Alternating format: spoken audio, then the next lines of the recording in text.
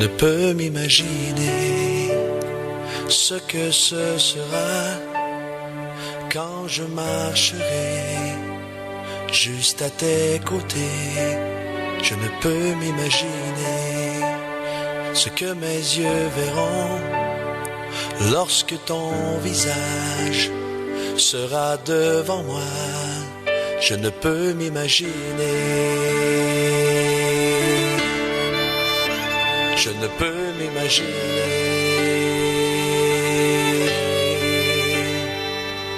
Entouré par ta grandeur, mon cœur va-t-il frémir? Danserai-je pour toi, mon Jésus? Serais-je saisi par la peur? Devant toi resterai-je debout? Vais-je tomber sur mes genoux? Chanterai-je Alléluia? Est-ce que je pourrais te parler? Je ne peux m'imaginer. Je ne peux m'imaginer. Je ne peux m'imaginer le jour où tu viendras pour me retrouver debout devant toi. Je ne peux m'imaginer. Tout ce que je ferai sera de t'adorer pour l'éternité. Je ne peux m'imaginer. Je ne peux m'imaginer. Entouré par ta grande... Bonsoir, bien-aimés dans le Seigneur. Bonsoir, amis auditeurs. Il est 15h30.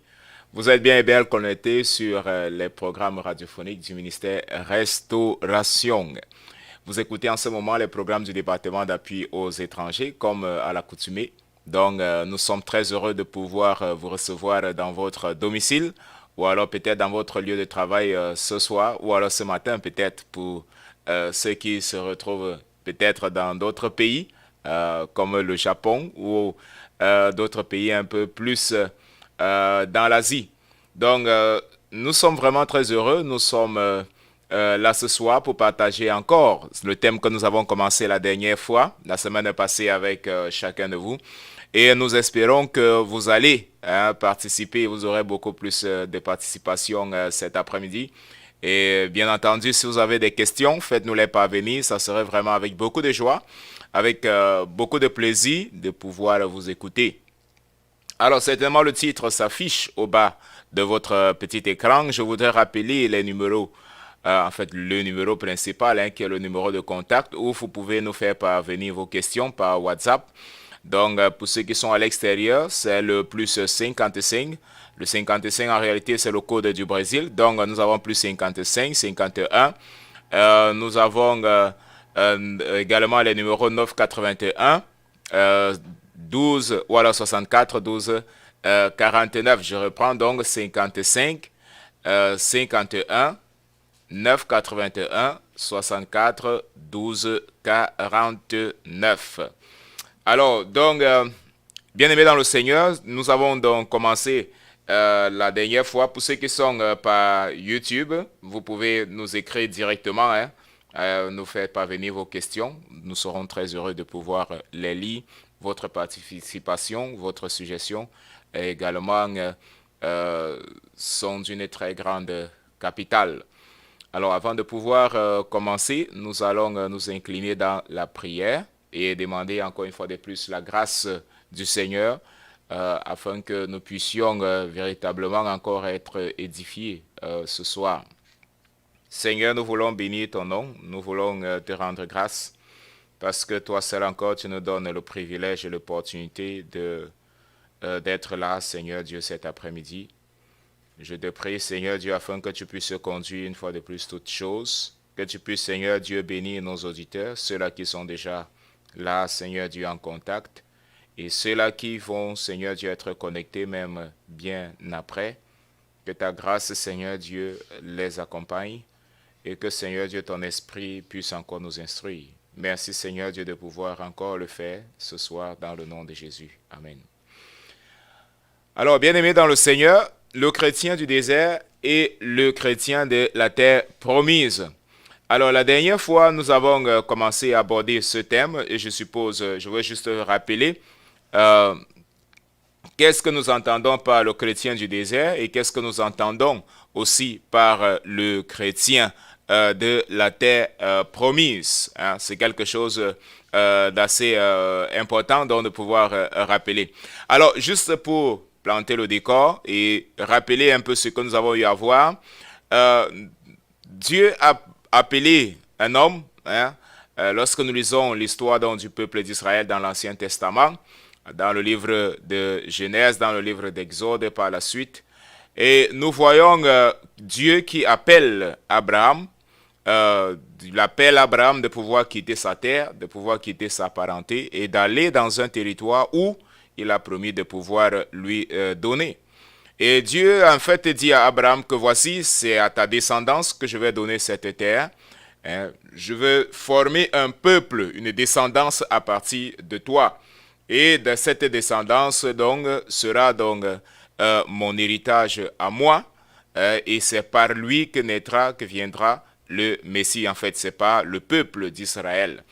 Et nous savons, nous connaissons l'histoire. Abraham obéit donc à la promesse, il s'en va, hein, bien entendu. Et par la suite, quand il était déjà sur le point, on peut même dire qu'il était déjà pratiquement à la mort.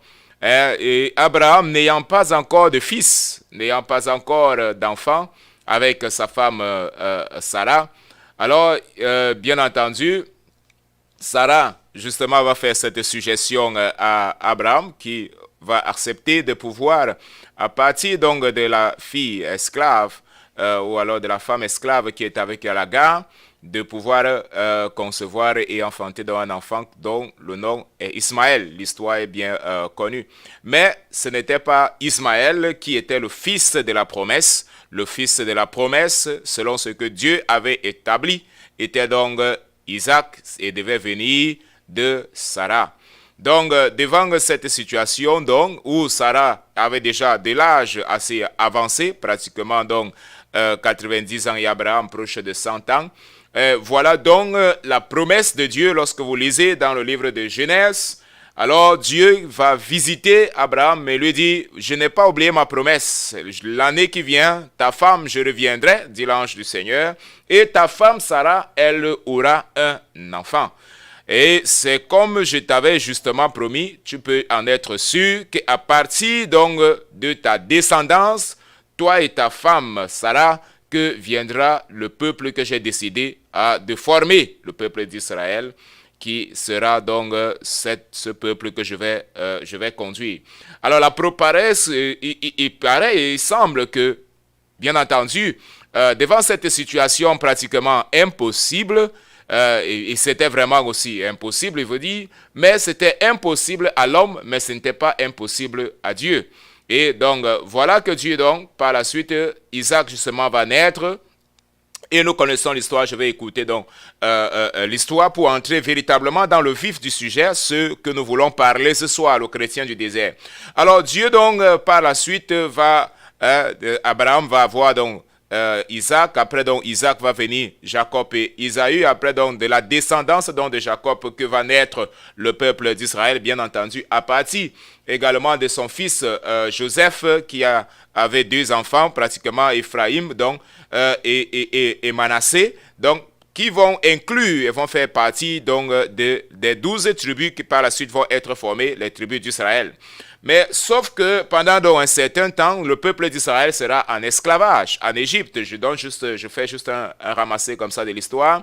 Il sera donc en esclavage dans l'Égypte et ils vont passer pratiquement 400 ans sous cet esclavage-là.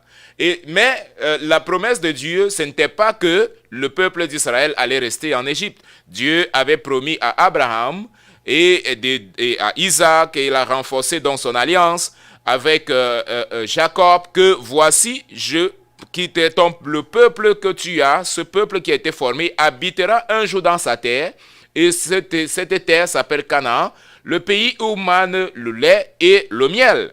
Donc, le temps passait et justement, c'est comme si cette promesse de Dieu n'allait plus s'accomplir. jusqu'au point où, justement, la Bible nous parle de Moïse, comme son nom l'indique, tiré des eaux, qui avait été choisi, que Dieu préparait, justement, celui-là qui allait délivrer le peuple d'Israël. Mais nous savons que Moïse a fait un faux pas, à l'âge pratiquement de 40 ans. Il a vu, il a été délivré des eaux justement de forme miraculeuse. Il a grandi également dans le palais de Pharaon. Il a appris la langue de Pharaon. Il a été édifié, instruit dans cette langue-là en Égypte par la propre fille donc, de Pharaon. Mais il y avait toujours quelque chose en Moïse qui lui disait qu'il n'était pas égyptien, malgré le fait qu'il était là dans le palais, mais il était hébreu. Donc un jour, justement, en rappelant juste l'histoire, il a vu donc un Égyptien, un soldat égyptien qui était en train de battre, puisque le peuple d'Israël était en esclavage, il était en train de battre donc un hébreu, et cela donc vraiment l'a énervé, il l'a mis en colère et il a tué l'Égyptien. En fait, il a tué le soldat égyptien et il a enterré, il a caché son corps, il l'a enterré. Et le jour suivant, la Bible nous dit, il pensait en faisant de cette sorte, alors les Hébreux qui étaient là allaient dire que non, véritablement, certainement, voici celui que Dieu a choisi qui va apporter la délivrance au peuple d'Israël, parce que nous avons quelqu'un qui a une position stratégique. Imaginez-vous, Moïse était considéré comme l'un des fils même déjà de la fille de Pharaon. Donc, il appartenait déjà à la royauté, on peut dire comme ça.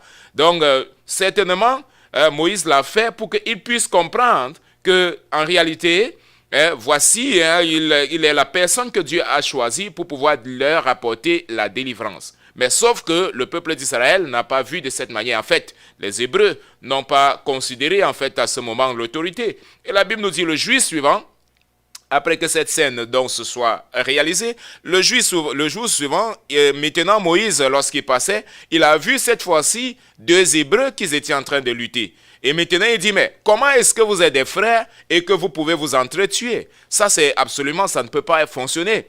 Et maintenant, l'un lui dit, mais qui t'a établi que tu es notre maître? Qui t'a établi chef entre nous? Qui t'a établi juge entre nous? Tu voudrais aussi nous tuer comme tu as tué l'Égyptien? Et alors, ils ont divulgué cette nouvelle-là qui était cachée. Ils ont divulgué cela et Moïse, se sentant donc en danger, qu'est-ce qu'il a fait? Il a fui où il allait donc dans le désert. Et la Bible nous dit donc il a passé dans le désert où il s'est même marié justement à Séphora qui était donc une Éthiopienne. Il s'est marié là-bas et il a eu également des enfants. La Bible nous dit 40 ans après, donc pratiquement à l'âge de 80 ans, maintenant Dieu apparaît à Moïse et lui dit, Moïse, maintenant voici venu mon temps où je veux que tu t'en vas, que tu vas retirer mon peuple, tu vas faire ressortir ce peuple donc de l'Égypte et tu vas conduire dans la terre promise. Parce que ma promesse, ce que j'ai promis, alors je vais l'accomplir. Et c'est ainsi que Dieu parle à Moïse. Et Moïse, vous vous rappelez certainement de l'histoire dans le livre d'Exode, Moïse dit, mais Seigneur, quand je vais aller voir ton peuple, je vais demander, le peuple d'Israël va me demander, qui es-tu? Parce que Moïse certainement se rappelait, la première tentative, ça n'a pas marché. J'ai voulu défendre les Hébreux, j'ai voulu leur montrer que c'est moi le libérateur, que je suis là, mais ils m'ont rejeté. C'est pour cela que j'ai fui. Donc cette fois-ci maintenant, Dieu dit que c'est moi qui t'envoie. Celui qui s'appelle « Je suis » arrive et dit que celui qui s'appelle « Je suis » m'a envoyé. C'était quelque chose un peu comme un théâtre. Alors Moïse dit, mais comment est-ce que je vais dire que je suis m'a envoyé? Bon, bien entendu, nous n'allons pas entrer dans l'explication de cela parce que Dieu ne pouvait pas dire que j'étais, parce qu'il est toujours. Donc voilà pourquoi il a dit, celui qui s'appelle « Je suis ». Parce que ça ne sert à rien de dire que Dieu était, parce que ce qu'il est, ce qu'il était, c'est ce qu'il est. Ce qu'il sera, c'est ce qu'il est. Donc le passé, le présent, le futur, Dieu ne change pas. La parole de Dieu également ne change pas. Alors Dieu s'en va, ou alors Moïse s'en va, bien sûr. Maintenant, avec cette promesse de la part de l'Éternel, que Dieu est avec lui, il s'en va maintenant. Osément, il part avec de l'audace, il parle justement à Pharaon. Laisse sortir mon peuple. Dieu a dit, laisse sortir mon peuple. Et Pharaon, au début, justement, avait Aaron. Moïse avait Aaron. Pharaon au début se met tout simplement à rire, il dit, mais qui est ce Dieu pour que moi je laisse sortir tout ce peuple-là?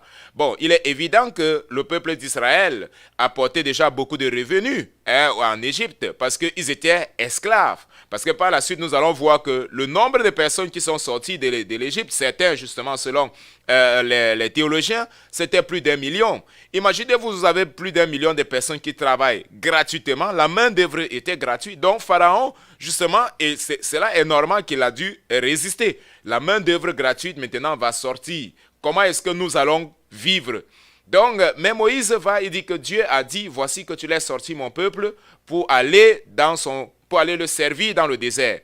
Alors, qu'est-ce que Pharaon a dit? Pharaon a refusé, et vous vous rappelez certainement, je ne vais pas entrer dans les détails, des 10 plaies. Dieu envoie donc les 10 plaies en Égypte, et pour frapper justement les Égyptiens. Et quelque chose de fantastique, voilà là où vraiment notre attention commence. Parce que Dieu commence donc à montrer à Pharaon sa volonté et à montrer au peuple d'Israël qu'effectivement, c'est lui qui avait envoyé Moïse et que l'heure de sa délivrance était arrivée pour aller dans le pays d'Israël, pour aller dans le territoire de Canaan qu'il avait juré de donner à Abraham et à sa descendance, en fait, de donner à la descendance d'Abraham, c'est-à-dire le peuple d'Israël qui serait constitué, de pouvoir habiter dans ce territoire. Donc Dieu commence même en Égypte. Lorsque le peuple était encore sous cet esclavage terrible, Dieu commence à frapper les Égyptiens et à laisser le peuple d'Israël épargné de toutes les plaies. Lorsque vous lisez les 10 plaies, vous voyez toutes les 10 plaies étaient justement touchaient les Égyptiens. Jusqu'à la mort des brebis, jusqu'à la mort des premiers-nés, la Bible nous dit que ça se passait uniquement aux Égyptiens. Donc Dieu commence à se révéler au peuple d'Israël. Dieu commence à montrer qu'il était véritablement là. Dieu commence à montrer que l'heure de la délivrance était arrivée. Il commence à réaliser des prodiges au milieu du peuple d'Israël. Et le peuple d'Israël voit cela et dit que, ok, certainement l'heure de la délivrance est venue. Et beaucoup plus donc, lorsque la dernière plaie arrive, que finalement, Pharaon dit, bon, voilà, vraiment, j'en ai marre, lorsqu'il a perdu son fils premier-né, son héritier. Alors finalement, il dit que vraiment, retirez-vous, sortez, allez vraiment, véritablement, allez servir votre Dieu, allez sortir vraiment avec votre, comment on peut dire, votre malchance. Allez vraiment avec cette chose-là. Et le peuple d'Israël donc sort, tout le monde avec les cadeaux, avec tout, il s'en va. Et ils arrivent, premier obstacle, la mer Rouge. Ils arrivent, le premier obstacle, la mer Rouge est là. Alors, malheureusement, au lieu que le peuple se rappelle que véritablement, si c'est Dieu qui est en train de conduire, si Dieu a réalisé, a frappé le peuple d'Égypte avec 10 plaies, alors cela certainement signifie que devant cette difficulté que nous avons, le Seigneur également va se révéler, il va agir et il va nous délivrer. Mais qu'est-ce qu'ils ont fait? Ils ont commencé à murmurer. Ils ont commencé à dire, mais Moïse, qu'est-ce que tu fais comme ça? Tu nous as fait sortir du pays d'Égypte pour nous faire venir mourir ici, là, dans l'eau, ou bien comment est-ce qu'on va donc faire pour traverser la mer Rouge? Et la Bible nous dit, il regarde en arrière, il voit l'armée de Pharaon maintenant qui commence à arriver. Il regarde en avant, il y a la mer Rouge. À gauche, il y a les montagnes, ils sont encerclés par les montagnes. Il n'y a pas comment il faut fuir, comment il n'y aura pas suffisamment de temps pour vraiment, pour pouvoir fuir. Et ils n'avaient pas aussi une grande armée pour pouvoir se défendre face à l'armée égyptienne. Donc, c'est quelque chose où ils sont devant la première difficulté, ils sont dans le premier obstacle, au lieu donc de se rappeler déjà de ce que Dieu avait fait en Égypte, au lieu de se rappeler de la promesse que Dieu avait faite par Moïse en disant que voici, je vous fais sortir de l'Égypte pour vous conduire à Canaan, non pas pour vous faire arrêter ici dans la mer Rouge, non pas pour mourir dans le territoire d'Égypte. Donc, voilà ce qui s'est donc justement passé. Le peuple d'Israël a commencé à murmurer devant l'obstacle. Mais jusque-là, Dieu même dit que bon, ok, il n'y a pas de souci. Vous lisez dans Exode le chapitre 14, à partir du verset 13. Moïse répondit donc au peuple, ne craignez rien, restez en place et regardez la délivrance que l'Éternel va vous accorder en ce jour, car les Égyptiens que vous voyez aujourd'hui, vous ne les verrez plus jamais. Parce que le peuple, justement, était en train de craindre. Le verset 14, l'Éternel combattra pour vous et vous garderez le silence. Et l'Éternel dit à Moïse, pourquoi ces cris? Donc Dieu dit, mais pourquoi est-ce que le peuple est en train de paniquer? Pourquoi est-ce que le peuple est en train de s'agiter? Parle aux enfants d'Israël qu'ils marchent. Demande-leur de marcher et moi, l'Éternel, je vais faire quelque chose. Il dit, Moïse, toi, lève ta verge, étends la main sur la mer et fends-la. Et les enfants d'Israël entreront au milieu de la mer à sec. Et moi, je vais endurcir le cœur des Égyptiens pour qu'ils y entrent après eux. Et Pharaon et toute son armée, ses chars et ses cavaliers, feront éclater ma gloire. Donc, Dieu commence donc à montrer au peuple d'Israël, il les a déjà montrés en Égypte, qu'il va accomplir sa promesse. Maintenant, devant cette situation, malheureusement, le peuple d'Israël commence à murmurer et à se plaindre de Moïse et Aaron. Mais pourquoi est-ce que tu nous as fait sortir du pays d'Égypte si on va venir mourir ici, pour que Pharaon vienne nous tuer ici, nous et nos enfants? Ils commencent à murmurer. Mais même jusque-là, Dieu ne prend pas garde de ces paroles. Dieu réalise donc le miracle. La mer rouge, Dieu fend la mer rouge, Moïse étend le bordon, la mer rouge s'ouvre et le peuple d'Israël passe à sec. Un autre plus grand miracle, toute la mer va engloutir l'armée des Égyptiens et Pharaon ainsi. Toute cette armée-là donc sera détruite. Et le peuple d'Israël, devant encore un très grand miracle, en fait, Dieu réalisait cela parce que le verset 16 nous dit « Et cela fera éclater ma gloire ». Cela fera éclater ma gloire pour qui? Cela fera éclater la gloire au milieu des enfants d'Israël. Donc pour qu'ils puissent savoir que véritablement, Dieu était avec eux et que Dieu était en train de les conduire. Mais maintenant, regardez, nous avons commencé à voir, le peuple d'Israël a traversé la mer. Le peuple d'Israël a déjà vu les miracles qui s'étaient passés. Dieu les a déjà prouvés de plusieurs manières qu'il était en train de les conduire dans le territoire de Canaan. Il vient d'ouvrir encore la mer Rouge et il commence donc la marche dans le désert. Dans le désert, comme nous avons décrit la dernière fois, les températures sont extrêmes. Pendant la journée, il fait extrêmement chaud et pendant la nuit, il fait extrêmement froid. Donc, qu'est-ce qui s'est passé? Donc, la Bible nous dit que pendant la journée, il y avait de la sombre, en fait, de l'ombre. Comme on peut dire, la main de l'Éternel couvrait son peuple de telle sorte qu'il ne souffrait pas toute l'intensité de la chaleur du désert. Et il voyait, c'était visible. Et pendant la nuit, quand il faisait très froid, il y avait une colonne de feu qui est justement le symbole de la présence de Dieu. Donc Dieu était avec eux tous les jours. Et bien plus, ils n'avaient pas suffisamment de nourriture. La Bible ne nous dit pas dans le désert qu'ils cultivaient. Non. Ils recevaient de la manne du ciel. Bien entendu, ils ont commencé à recevoir de la manne du ciel lorsqu'ils ont commencé même à murmurer. Ils ont commencé à dire à Moïse, pourquoi tu nous as fait sortir ici là pour que nous venions mourir? Pourquoi est-ce que tu nous as sortis? Nous avons faim. Maintenant, nos enfants sont en train de mourir. Au lieu de tout simplement de croire que Dieu, qui connaissait leurs besoins, allait pouvoir à leurs besoins, alors ils ont commencé à murmurer. Et qu'est-ce qui s'est passé donc? Dieu justement, bien encore a supporté tout cela et il a fait pleuvoir, la Bible nous dit, l'écaille, la manne. Et ils ont commencé à manger, ils se sont rassasiés. Bien sûr que par la suite, il y aura encore d'autres choses. Parce que Dieu dit, ok, dis au peuple de ne pas garder parce que je leur donnerai à manger tous les jours. Mais qu'est-ce qu'ils ont fait? Ils n'ont pas obéi. Certains ont mangé à satiété et ont pris encore et ont gardé. Bon, nous voyons déjà plusieurs désobéissances et plusieurs problèmes qui commencent dans le désert.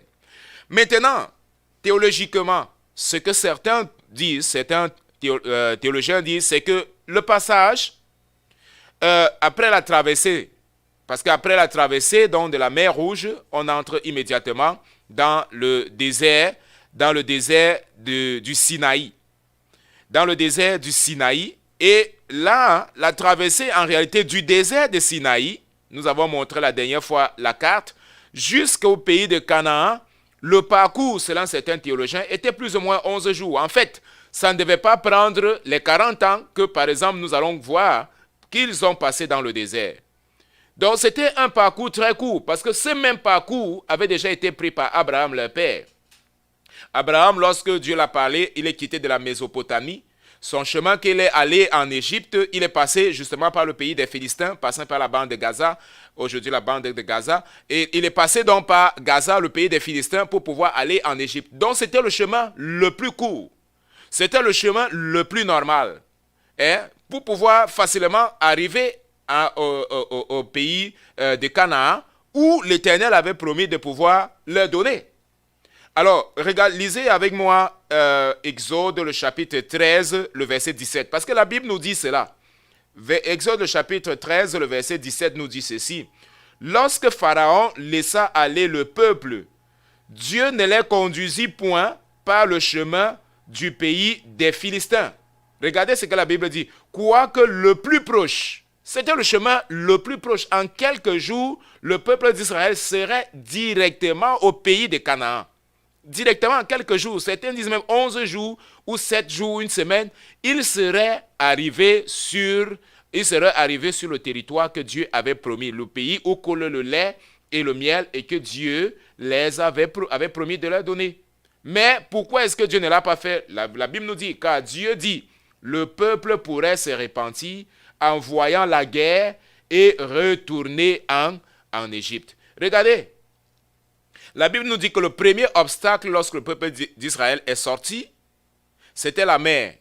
Devant la mer, ils n'ont même pas cru que Dieu était capable d'ouvrir la mer. Maintenant, les Philistins, par la suite, vous allez voir, les Philistins étaient des guerriers. Et vous vous rappelez certainement de Goliath, qui était un Philistin.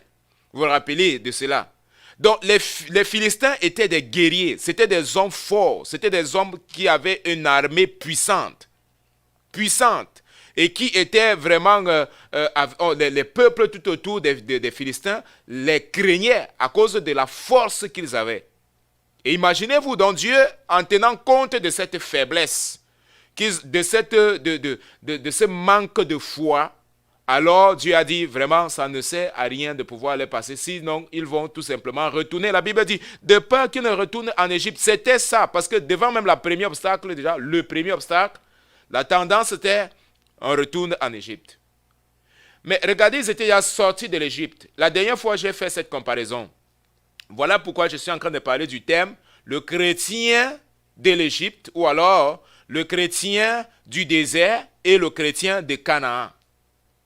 Le peuple d'Israël était sorti déjà de l'Égypte, qui est on peut dire, un symbole de la nouvelle naissance. Ils étaient déjà sortis du monde. Ils avaient déjà quitté le pays d'Égypte, l'esclavage, là où ils dépendaient encore. Mais sauf que, ils avaient encore l'Égypte en eux, comme on dit souvent, couramment. Ils sont sortis de l'Égypte, mais avec l'Égypte dans leur cœur. Ils sont seulement sortis de l'Égypte physiquement, mais l'Égypte était encore restée dans leur cœur. C'est comme ce type de chrétien qui dit, ok, je ne suis plus dans le monde, mais il a encore le monde dans son cœur. Il regrette tout le temps des choses qu'il faisait dans le monde. C'est ce qui est arrivé au peuple d'Israël. Ah, mais pourquoi est-ce que tu nous as fait sortir de l'Égypte? Oh, nous nous rappelons vraiment des concombres de l'Égypte. Oh, nous nous rappelons de la nourriture de l'Égypte. Oh, nous nous rappelons, on avait ceci en Égypte. Ils étaient déjà dans le désert. Le désert n'était pas leur destinée. Le désert, c'était tout simplement un passage pour arriver à Canaan. Mais malheureusement, beaucoup de cette génération sont morts dans le désert à cause de leur manque de foi, parce qu'ils n'ont pas cru en la parole de l'Éternel. Alors que la Bible nous dit dans Nombre, le chapitre 23, le verset 19, Dieu est-il un homme pour mentir? Ou le fils d'un homme pour se repentir? Ce qu'il a dit, il n'accomplira pas? Est-ce que ce que Dieu avait dit, est-ce qu'il ne devait pas accomplir? C'est Dieu qui avait promis qu'il allait donner cette terre à la descendance d'Abraham, qu'il allait donner cette terre au peuple d'Israël. Ce que Dieu a dit, il était prêt à exécuter. Au final, la parole de Dieu, la Bible nous dit que le ciel et la terre passeront, mais les paroles du Seigneur demeurent éternellement. Matthieu le chapitre 23, le verset 18. La parole du Seigneur demeure éternellement. Donc, ce que Dieu avait dit, il était sur le point de l'accomplir. Et non seulement il était sur le point de l'accomplir, mais il avait montré au peuple d'Israël qu'il était en train d'accomplir ce qu'il avait dit. Il a réalisé les miracles en Égypte. Il a ouvert la mer Rouge. Le peuple d'Israël avait la présence de Dieu pendant la journée. Pendant la nuit, c'était la colonne de feu qui brillait, qui était là. Le peuple avait 24 heures sur 24 la présence de Dieu. Je peux même dire, à chaque seconde, ils voyaient la présence de Dieu. Mais ils n'ont pas cru. Et maintenant, après avoir erré dans le désert pendant tout ce temps-là, Dieu dit, dans Nombre maintenant, le chapitre 14, comme nous avons commencé à lire la dernière fois. Qu'est-ce qui se passe? Dans Nombre chapitre 13, Dieu dit, j'ai dit que je vous ai donné la terre. Et à monter, et voici, je vous donne la terre. Mais qu'est-ce que le peuple a dit? Non, non, non, non, non. Nous ne croyons pas que c'est vraiment, ça doit être très facile comme ça. Il y a les Philistins, il y a ceci. Bon, la première des choses, envoyons les espions. Alors, envoyant les espions, Moïse envoie les espions pour qu'ils partent voir si la terre là est vraie, si c'est vraiment un pays où coule le lait et le miel, si vraiment ça vaut la peine que nous luttons, si ça vaut la peine vraiment que nous montons. Sauf que le Seigneur les avait déjà dit que c'est un pays qui est bon, c'est un pays où coule le lait et le miel. Et bien aimé, très souvent, nous avons souvent ce doute, nous agissons comme ce peuple. Voilà pourquoi je les appelle dans les chrétiens du désert. Le désert, ce n'était pas leur lieu. Leur lieu était Canaan, le pays où coule le lait et le miel. Ils étaient dans le désert en train de passer pour arriver là-bas, mais qu'est-ce qu'ils ont fait? Ils ont douté et ils sont restés dans le désert. Regardez ce qui se passe dans Nombre chapitre 13. Maintenant, la Bible nous dit, l'Éternel parle à Moïse, dit, envoie donc ces hommes. Et on a choisi qui? On a choisi 12 espions. Les 12 espions étaient des 12 chefs. Ce n'était pas n'importe qui. Regardez, la Bible nous dit que c'était des chefs des tribus d'Israël. Il y avait 12. Ils étaient des chefs. On les a sélectionnés pour envoyer, pour pouvoir voir si véritablement la terre d'Israël, c'est une terre où coule, où mane le lait et le miel. Et ils sont allés. Bien que ce ne soit pas la volonté de Dieu, parce que la parole de Dieu elle est une. Dieu, si Dieu a dit va, va. Si Dieu a dit que c'est comme ça, c'est comme ça. Donc, dans Nombre, le chapitre 1, c'est Moïse qui nous rappelle maintenant que, en réalité, ce n'est pas Dieu qui lui avait dit, en réalité. Ce n'est pas que Dieu avait dit. Dieu a simplement dit que, ok, comme c'est ce que vous avez dit, décidez. Moi, je vous ai dit de monter, je vous ai déjà donné la terre. Mais maintenant, vous vous dites qu'il est d'abord bon de pouvoir envoyer des espions pour vérifier la terre. Alors, faites comme vous avez décidé. C'est alors à ce moment, regardez, dans Deutéronome, vous allez voir ce que je suis en train de dire. Deutéronome, le chapitre 1, le verset 22. Vous vous approchâtes de moi et vous dites, envoyons, regardez, c'est le peuple qui s'est approché. Moïse lui-même, il confirme dans Deutéronome, le chapitre 1, le verset 22. Ce n'est pas que c'est Dieu qui lui a parlé directement que Moïse envoie les espions. Mais le peuple s'est approché, donc vous vous approchez, envoyons des hommes devant nous pour explorer le pays et pour nous faire un rapport sur le chemin par lequel nous y monterons et sur les villes et où nous arrivons. Et Moïse dit, verset 23, « Cet avis me parut bon et je pris 12 hommes parmi vous, un homme par tribu. » Et le peuple est parti. Les 12 sont allés. Ça, ce n'était pas la volonté de Dieu. Mais Dieu a dit, ok, comme c'est ce que tu as décidé, c'est ce que vous avez décidé, comme vous avez établi votre démocratie, maintenant là, c'est la loi de celui qui commande. Parce que Moïse était là seul. Moïse avait la parole de Dieu. Moïse avait la promesse de Dieu. Et voilà le problème. Le leader, c'est celui qui a la vision. Mais devant 1 million de personnes, ou bien combien de millions même de personnes qui étaient là, Moïse était tout seul face à la parole. Qu'est-ce que je fais maintenant? J'accepte, c'est devenu une démocratie. Et Moïse, qu'est-ce qu'il a fait? Moïse a dit, ok, si c'est ce que vous voulez, voilà. Et Dieu dit, ok, si c'est ce que vous avez décidé, allez-y. Bien aimé, ça c'est souvent le danger. Très souvent, nous sommes face, le peuple a décidé de suivre sa propre volonté et laisser la volonté de Dieu. Bien qu'ils ont dit, non, Moïse, nous allons aller, mais permets-nous de prendre notre propre méthode. La méthode du Seigneur, c'était monter, combattre, je vous ai donné le pays de Canaan. Maintenant, ils ont dit non, il faut d'abord que nous commençons, nous passons par ce chemin, nous passons par cette stratégie, nous passons par cette technique, nous ayons cette technique avant de pouvoir arriver là-bas. Non. La parole de Dieu était simple, monter et posséder la terre. Mais c'était trop facile aux yeux du peuple d'Israël. C'était trop simple aux yeux du peuple d'Israël. Et qu'est-ce qu'ils ont fait? Ils ont dit non, envoyons d'abord les espions.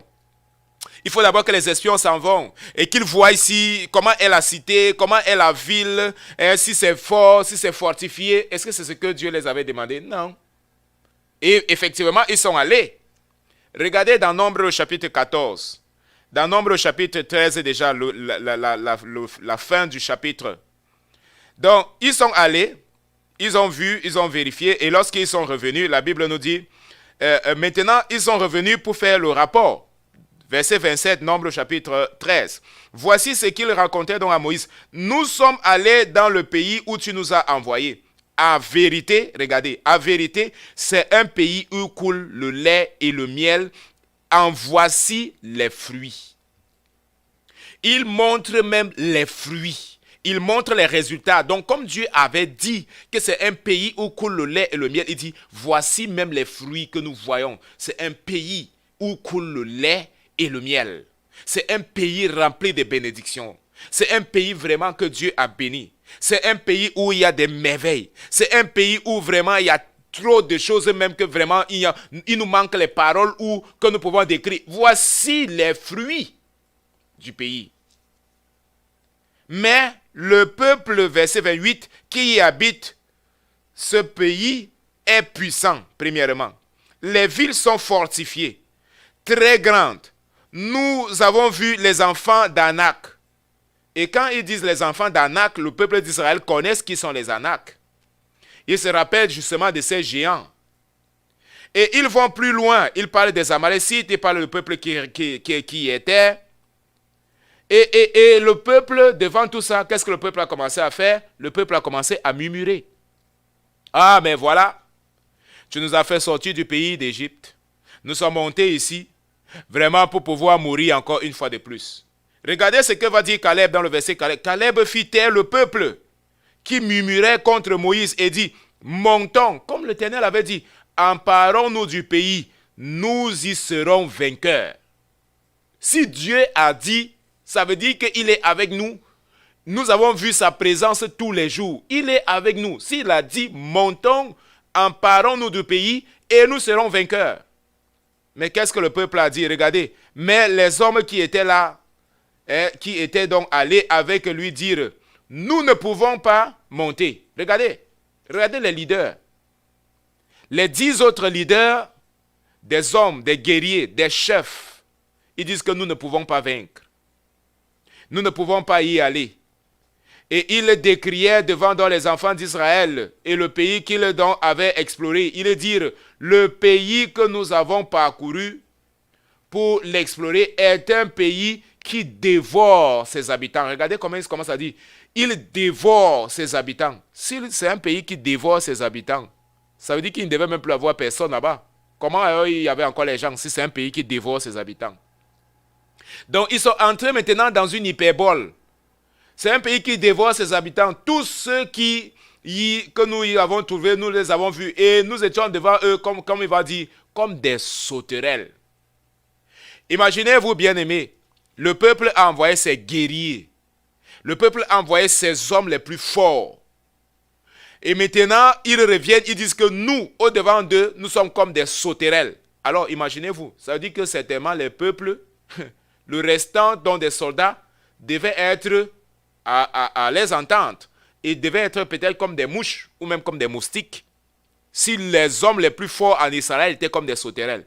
Donc, ils ont tout simplement fait cela pour amener le peuple à désister. Amener le peuple à abandonner la promesse. Et par la suite, la Bible dit, toute l'assemblée a commencé à pleurer. Ils ont commencé à dire qu'ils vont même tuer Moïse. Ils vont le lapider et puis eux-mêmes, ils vont monter des projets. Ils vont se faire des leaders qui vont les conduire sur le chemin du retour en Égypte. Regardez, devant la difficulté. Mais est-ce que l'Égypte était leur destinée? Non. Qu'est-ce qu'ils avaient fait des miracles que Dieu avait déjà fait? Qu'est-ce qu'ils avaient fait de tout ce que le Seigneur avait déjà réalisé dans leur vie? Est-ce qu'ils ont compté les bienfaits? Est-ce qu'ils se sont rappelés de la promesse du Seigneur?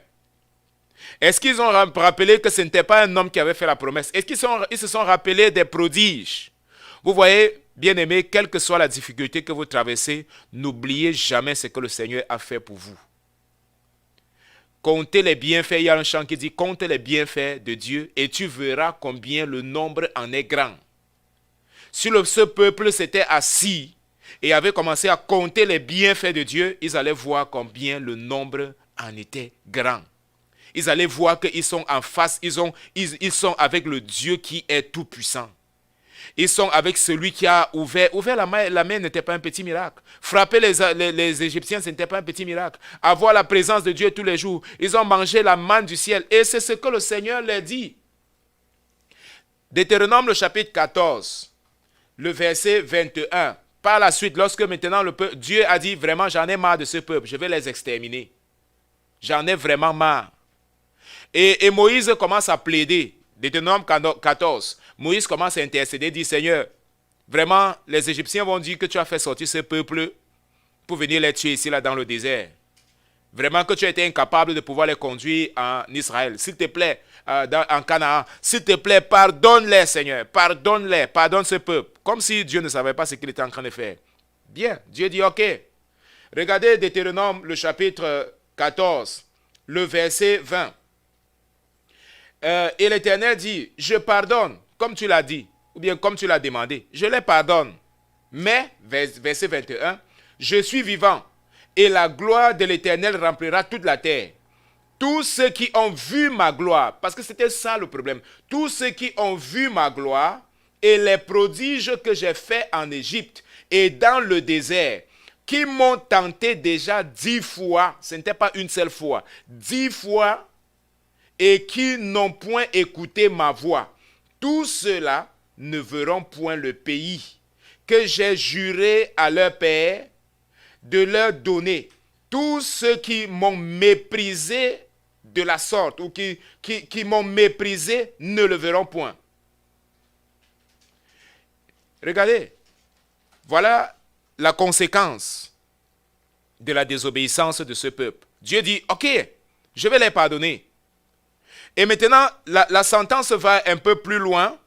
Hein? Dieu leur dit, l'Éternel parla donc à Moïse et à Aaron et dit, jusqu'à quand laisserai-je cette méchante assemblée murmurer contre moi? J'ai entendu les murmures des enfants d'Israël qui murmurent contre moi. Dis-leur, je suis vivant, dit l'Éternel. Je vous ferai ainsi que vous avez parlé à mes oreilles. Vos cadavres tomberont donc dans le désert. Vous tous, dont on a fait le dénombrement, en vous comptant depuis l'âge de 20 ans et au-dessus, et qui avez murmuré contre moi. Vous n'entrerez point dans le pays que j'ai juré de vous donner, ou alors de vous faire habiter, excepté Caleb, fils de Jéphuné, et Joseph, fils de Nun. Et vos petits-enfants, tout ce que vous avez dit, verset 31, tout ce qu'ils ont proféré, toutes les malédictions dont ils ont parlé, tout ce que vous avez dit, tout cela viendront sur vous. Tout cela va venir, vos cadavres vont tomber dans le désert. Et maintenant le Seigneur Jésus, Dieu l'a dit, comme vous avez passé 40 jours à pouvoir expionner la terre, alors vous allez maintenant passer 40 jours, ou alors 40 années à pouvoir errer dans le désert jusqu'à ce que vous périssiez tous dans le désert. Le peuple d'Israël, ou alors tous ces hommes, comme la Bible présente 20 ans au-dessus, qui avaient vu la gloire de Dieu et qui, devant cette situation, ont murmuré. Alors Dieu dit, vous n'allez pas entrer et vous n'allez pas hériter ce que j'ai promis de pouvoir vous donner, vous et vos descendants, vous et votre père. Bien-aimés, ce qui est vraiment assez intéressant et qui est un peu triste ici, c'est que, comme je disais, Dieu n'avait pas appelé ce peuple à mourir dans le désert. De la même manière qu'aujourd'hui, donc, il y a beaucoup de chrétiens qui s'arrêtent dans le désert. Ils n'ont pas compris que le désert, c'était tout simplement un chemin pour arriver dans un endroit que Dieu avait déjà déterminé. Et ce chrétien du désert, c'est ce chrétien que l'apôtre Paul a qualifié du chrétien charnel. Vous retrouvez ça? Nous avons lu dans 1 Corinthiens chapitre 3, je ne vais pas revenir à cause du temps. Dans 1 Corinthiens chapitre 3, l'apôtre Paul, il va maintenant nous dépeindre les caractéristiques de ces chrétiens-là. Et étrangement, ou alors de manière étrange, vous voyez que cela cadre exactement avec les caractéristiques des enfants d'Israël. Parce que rappelez-vous, je vous ai dit, ils n'étaient plus en Égypte, ils étaient maintenant dans le désert. Ils étaient en train d'aller dans une destinée qui était Canaan, un endroit où Dieu avait préparé pour eux. Mais ils ont péri dans le désert parce qu'ils n'ont pas cru à la voix, à la parole du Seigneur. Parce qu'ils ont commencé à murmurer. Dans 1 Corinthiens chapitre 3, l'apôtre Paul commence à décrire cela. Il dit, pour moi, frère, ce n'est pas comme à des hommes spirituels que je vous ai écrit. Ce n'est pas comme à des hommes spirituels que je vous ai parlé, mais comme à des hommes charnels, comme à des enfants en Christ, des hommes charnels, des chrétiens charnels, pas comme des hommes spirituels. Le peuple d'Israël était appelé à être spirituel, avait appelé il voyait la gloire de Dieu, il voyait la présence de Dieu, il voyait la manifestation de Dieu, mais ils étaient incapables de pouvoir croire face à la moindre difficulté, face à la moindre tentation qui était devant eux. Ils étaient toujours prêts à se rappeler de l'Égypte. L'Égypte, c'est quoi? C'est le monde. Beaucoup de gens, parfois, ils viennent à l'église. Ils sont dans l'église, mais ils ont toujours un cœur de regret. Ah, je me rappelle vraiment du monde. Ils ont toujours les yeux en train de regarder comment les autres vivent dans le monde. Et ils sont tout le temps en train de dire vraiment, ceux qui sont dans le monde, le diable leur montre une fausse apparence. Que ceux qui sont dans le monde sont meilleurs que eux qui sont dans la présence de Dieu. Eux qui sont en train de marcher dans la promesse de Dieu. Et ils commencent à murmurer. Peut-être ils ne peuvent pas le dire ouvertement, mais Dieu, il connaît les cœurs de chacun de nous. Ceux qui sont dans l'église tout simplement comme si on les forçait. Ceux qui sont dans l'église comme si ils sont là pour plaire à leurs parents. C'est parce que mon père m'a dit va à l'église, c'est parce que ma mère me dit ceci, c'est parce que ainsi de suite. Ils sont là par contrainte. C'est comme si le peuple d'Israël était là dans le désert par contrainte. Et c'est ce qui tout le temps il faisait. Pourquoi tu nous as fait sortir d'ici? Notre place était en Égypte. Pourquoi tu nous as conduits dans le désert? Nous aimons plus l'Égypte. Pourquoi est-ce que tu m'as fait venir à l'église? J'aime plutôt rester dans le monde. Ah, je me rappelle lorsque j'allais dans les fêtes. Je me rappelle lorsque je faisais ceci. Je me rappelle lorsque je faisais ceci. La personne est charnelle. Chrétien charnel. L'apôtre Paul dit, je vous ai donné du lait et non pas de la nourriture solide. Vous avez toujours eu du lait. Le lait, c'est la dépendance. C'est ce que j'ai dit. Le lait, c'est la dépendance. Le peuple d'Israël a préféré se conformer à la manne. Oh, nous en mangeons la manne. Ok, si Dieu ne nous tue pas, ok, c'est bon. Mais nous recevons notre manne, c'est bon. Au lieu d'entrer et de posséder le territoire que Dieu les avait donné, ils ont préféré rester dans le désert pour pouvoir continuer à déguster de la manne. C'est ça, la dépendance. Le lait. Le chrétien charnel, c'est celui-là qui est tout le temps, il dit non, vraiment, je préfère moi rester dans cette situation. La situation de confort, la situation d'une tranquillité apparente, parce qu'on ne veut pas faire le moindre effort, parce qu'on ne veut pas affronter l'ennemi, parce qu'on ne veut pas affronter les défis. Conformisme, je me conforme à la situation que je suis, je ne vais pas passer cela parce que vraiment, cela va nécessiter un effort supplémentaire que je vais faire. Donc, je préfère rester dans cet endroit. Je préfère rester dans ce niveau de vie spirituelle que je suis parce que je dois encore faire beaucoup d'efforts. Pourquoi est-ce qu'il faut tant jeûner? Pourquoi est-ce qu'il faut faire cette expérience, étudier, lire, faire ceci? Vraiment, je trouve ça très difficile. Vraiment, je ne vais pas affronter ce type d'épreuve. Je préfère rester dans le désert. Le lait spirituel. L'apôtre Paul dit, je ne vous ai pas donné de la nourriture solide, mais vous avez préféré le lait. C'est-à-dire continuer à dépendre du lait. Le lait maternel, le lait là. Car vous ne pouviez même pas supporter maintenant. Et l'apôtre Paul va donc rappeler, puisque en effet, au milieu de vous, il y a des disputes. C'est ce qu'on retrouve. Regardez les caractéristiques maintenant du chrétien charnel. Voilà pourquoi je vous ai dit, le chrétien du désert, c'est exactement le chrétien charnel. Et dans le désert, il y aura toujours les murmures. Dans le désert, il y aura toujours les disputes. Dans le désert, il y aura toujours les querelles. Dans le désert, parce que le désert est un lieu, ce n'est pas un lieu d'habitation, c'est un lieu d'insécurité. C'est un lieu où tu es appelé à passer, à transiter pour aller quelque part là où Dieu veut te conduire spirituellement. Combien de chrétiens aujourd'hui sont encore dans le désert spirituel? Ils sont encore dans un moment de désert spirituel. Parce qu'eux-mêmes, ils ont choisi, ils ne veulent pas donc faire cet effort pour entrer et posséder le territoire que Dieu les a donné, que Dieu les a préparé. Le désert spirituel. Ils ne veulent pas faire un effort supplémentaire. C'est un endroit de conformisme. Et dans le désert, il y aura toujours les disputes. Il y aura toujours les querelles. La chair va toujours se manifester. Regardez, la jalousie, ce sont les œuvres de la chair. Les disputes, les querelles, les animosités, on retrouve ça où? Dans les œuvres de la chair. Dans les œuvres de la chair, Galates le chapitre 5, à partir du verset 17. Je vous dis donc, marchez selon l'esprit et vous n'accomplirez pas les désirs de la chair. Car la chair a les désirs contraires à ceux de l'esprit et l'esprit en a de contraires à ceux de la chair. Les deux sont opposés pour que vous ne fassiez point ce que vous voulez. Et les fruits de l'esprit, il va nous donner, l'apôtre Paul, à partir du verset 22. Mais c'est la chair. Dans le désert, c'est la chair qui domine. Dans le désert, il n'y a pas moyen de recevoir un aliment solide. Dans le désert, il n'y a pas moyen de pouvoir hériter le lait et le miel que Dieu a promis pour nous. Le désert est nécessaire, oui, nous passons juste par là pour transiter et entrer dans l'héritage que Dieu il a promis. Je te pose la question, bien-aimé dans le Seigneur, quel est ton niveau de vie spirituelle? Est-ce que tu es en train de profiter véritablement de toutes les bénédictions que Dieu a préparées pour toi? Devant la difficulté, quelle est ta réaction? Est-ce que tu commences à murmurer? Tu commences à dire, vraiment, je suis dans cette situation parce que ce sont mes leaders, parce que c'est mon père, parce que c'est ma mère. C'est comme si on t'obligeait à suivre le Seigneur. C'est comme si Dieu il a besoin de te donner les explications.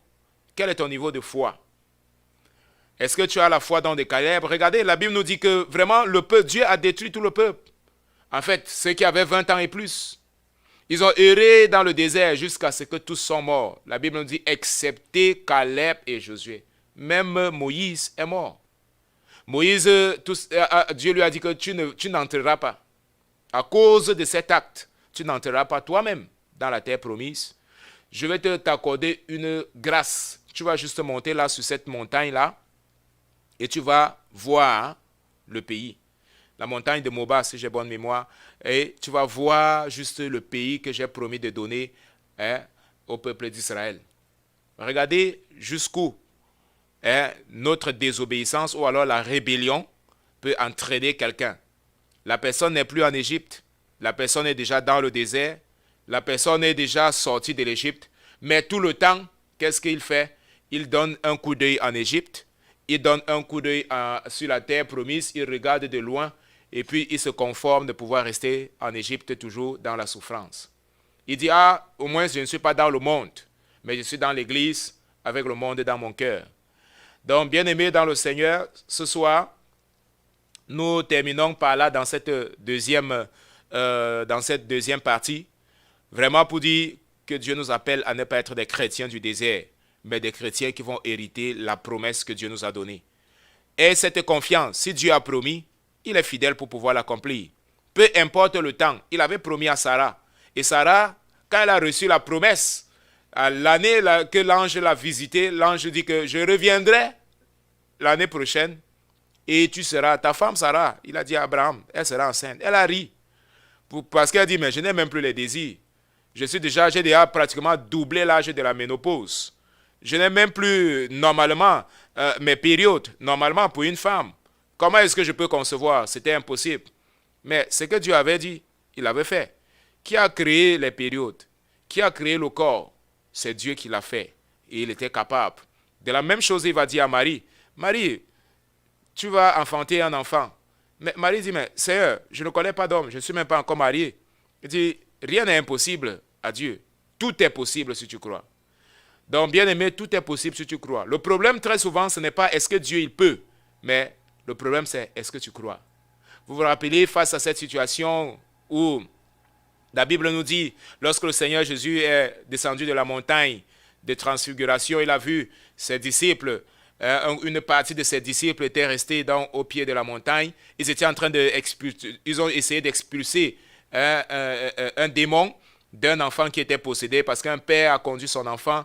L'enfant était vraiment tourmenté par les esprits mauvais et les disciples n'arrivaient pas à chasser.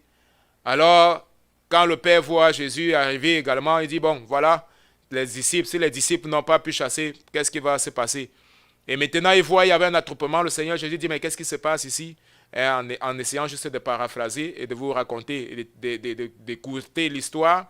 Alors, il dit, mais vraiment, j'ai apporté mon enfant. Voici mon enfant, il souffre.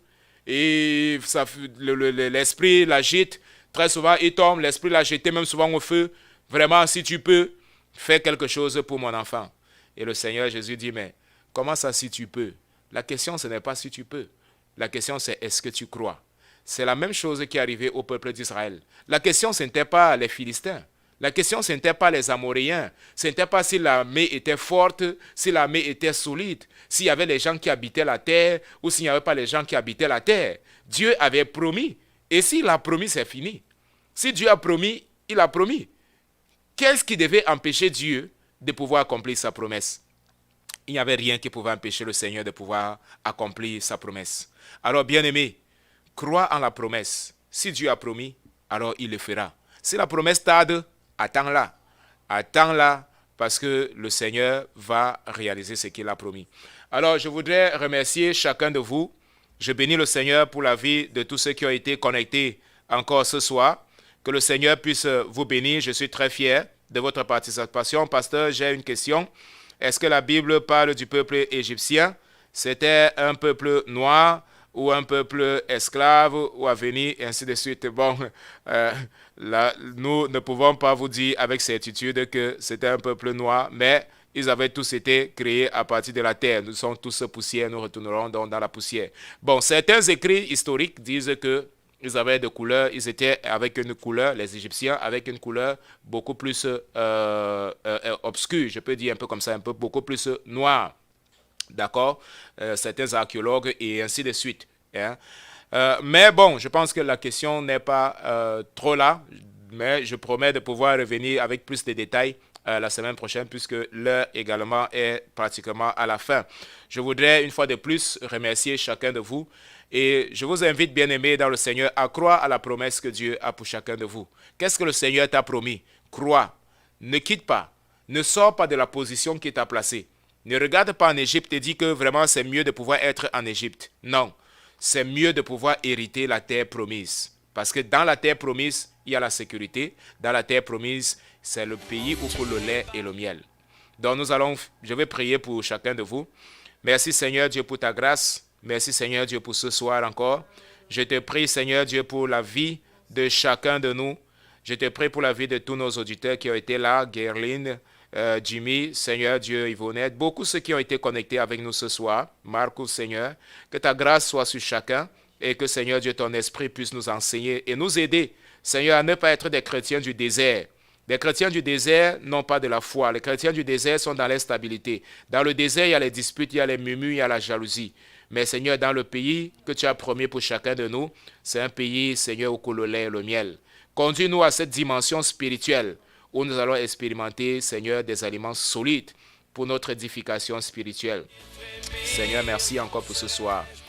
Au nom de Jésus, nous te prions. Amen. À la cabine technique, la sœur Tainé était en ma compagnie. Je vous retrouve le mardi prochain, lorsqu'il sera 15h30. Que le Seigneur vous bénisse. Est-ce que je pourrais te parler? Je ne peux m'imaginer. Je ne peux m'imaginer.